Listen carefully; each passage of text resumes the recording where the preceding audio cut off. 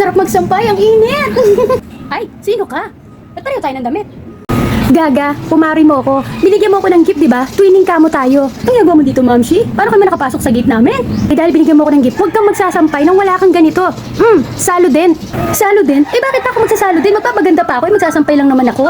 Di ba parang kasayangan naman yun? Mamshi, kailangan mo to dahil nga magsasampay ka. Alam mo bang may sun protection na to na SPF 50 PA+++.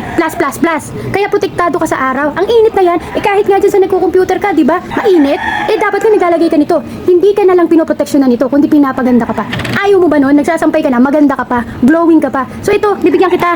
Ganito gagawin mo. Maglagay ka lang ng konti dyan sa mukha mo. Ayan, tuturo ko na, idedemo ko na sa'yo. Ganyan lang, ipahid mo lang ganyan.